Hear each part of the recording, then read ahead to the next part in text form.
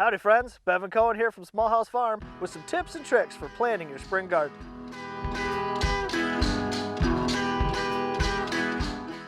Even though it may still be wintertime where we're at, this is the time to start planning for a successful harvest in the fall. One of my favorite parts about planting the garden in the spring is browsing through the seed catalogs.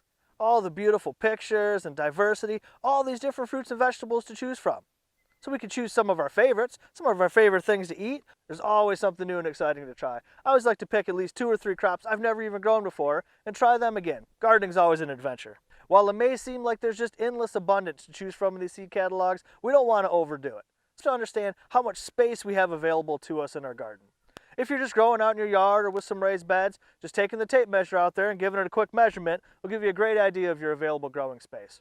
Even in a larger garden, understanding the square footage of the space available is going to make sure that we can have proper planning so we know how many plants we can fit in this space to maximize our production.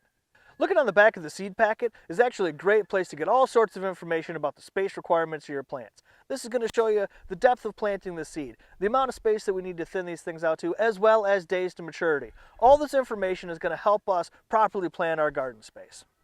One garden crop that I always struggle with is proper spacing for my tomato. When we plant them out in the spring, they're just such small little transplants that it seems like there's just so much empty space in my garden. And then I tend to crowd my tomato plants together. They don't get good airflow. Inevitably, I have disease issues. Leaving this extra space in the spring is crucial for success in the fall. One trick that I like to do with my tomatoes is interplant down the row with basil plants. Basil plants will help fill in that space so it doesn't look quite so empty.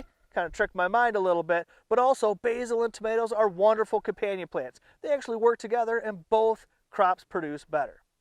We want to make sure that we leave our plants plenty of space so they can thrive and grow and give us an abundant harvest.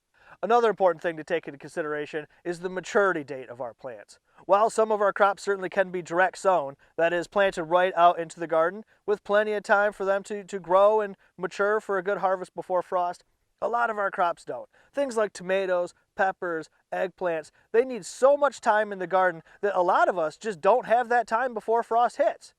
So the key here is to plant some of these seeds indoors, under lights, in advance, right? Now, depending on the crop that we're growing, things like tomatoes may need 4 to 6 weeks before the frost date. Peppers, especially those super hots, are going to need even more. Sometimes 8 to 10 weeks even before the frost date.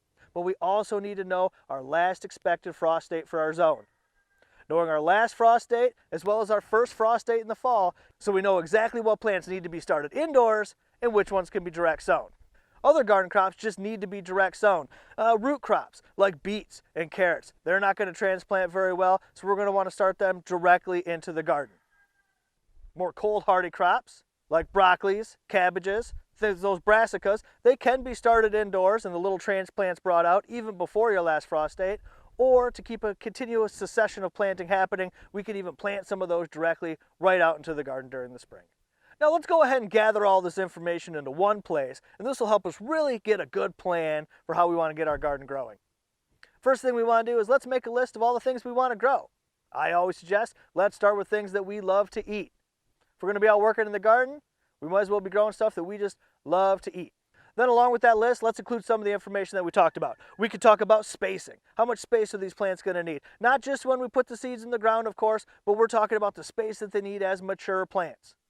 How many days until maturity? How long are these plants going to be in the garden before we start to get a harvest, right? So we need to know how much space they're going to take up, how long that they're going to be there, and let's go ahead and write down our last frost dates as well as our first frost dates in the fall. This will let us know how many growing days we've got, and we can see where all these plants are going to fit into the equation.